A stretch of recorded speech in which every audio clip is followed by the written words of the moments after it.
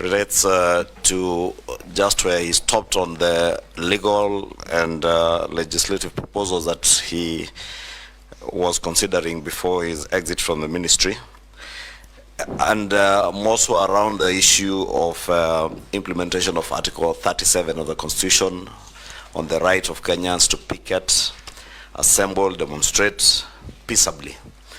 And see, as you have seen in the recent past, a lot of confrontations between members of the public and the police.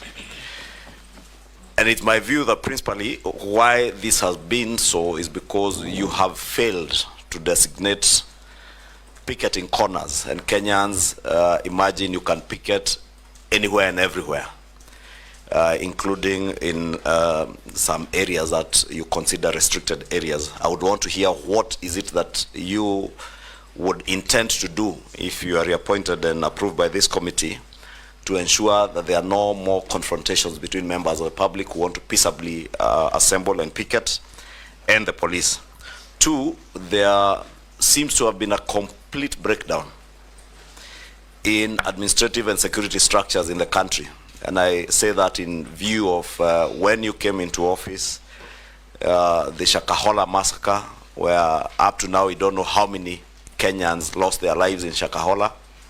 We have seen in the recent past Kware here in Nairobi.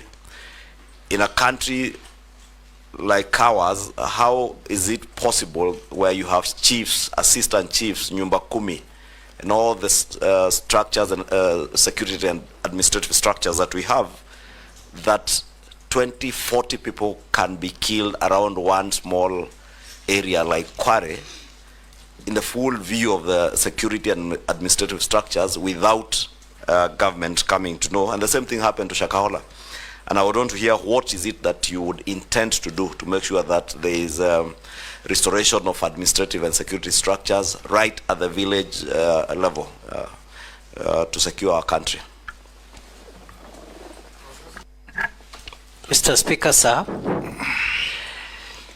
it is true there is work that requires to be done to ensure that the people of Kenya enjoy their constitutional right and freedom to assemble, picket, and demonstrate and present petitions to public authorities, while at the same time maintaining public order and also ensuring the rights of other people.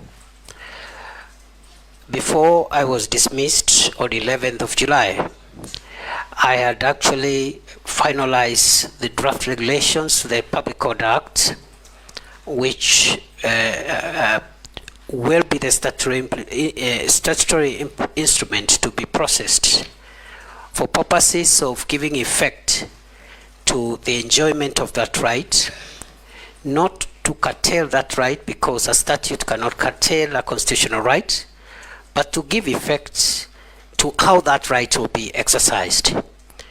Those draft regulations, when completed, will be able to help the police do a number of things. Number one, obligate the police to escort protesters and provide security for them, but also to ensure protesters don't run amok and overrun members of the public who are not protesting.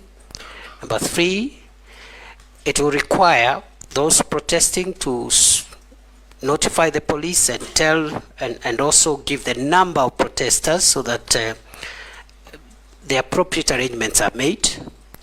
It will also obligate public institutions in all arms of government, all public institutions, to designate an area within their premises or within the vicinity of their premises where a group of protesters who want to present petitions can stand, demonstrate, and present petitions to that public office or that public institution. Those regulations also will of course ask protesters to also be responsible for their own conduct, and therefore we hope that if I am approved, this is a low-hanging matter. It's something that we can process in the shortest time possible to avoid a situation like what we've had in the past 1 month of protests which are unmanaged and which have exposed us to deaths and destruction of property and a lot of inconvenience to the people of Kenya. On the second question by the leader of the majority party, it is true that we have experienced a number of security incidents that should not have happened in the first place. And let me say that first and foremost, the Shakahola incident didn't happen when it became public. It happened over quite a number of years, and it's an indictment actually on our ability as a country to be able to prevent some of these sophisticated crimes from hurting our people.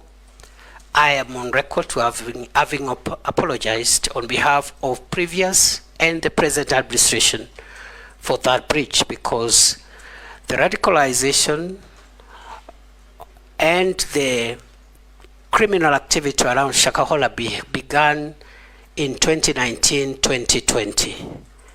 But the manifestation in terms of people dying and being buried was something that happened sometimes in 2022. And the Shakahola incidents will remain the most tragic security breach in the history of our country. We have never had a security breach of that magnitude in our country. We have learned the lessons. 2 days ago, the task force that the president had appointed has helped to give us some of the recommendations on what we need to do to avoid that going forward. But also, we believe that the public officials, including security officers who are in charge, must also have their day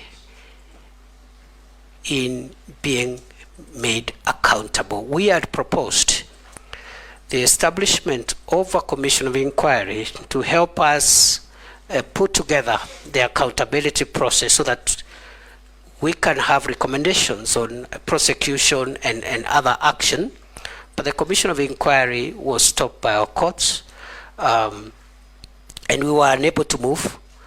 But with or without the commission of inquiry, I want to assure the people of Kenya, if I am approved, one of my priorities will be to make sure that the accountability for the crimes in Shakahola by public officials, including security managers of all arms, of all agencies of the state, must proceed as a way of making sure that we do not have this kind of thing happening again.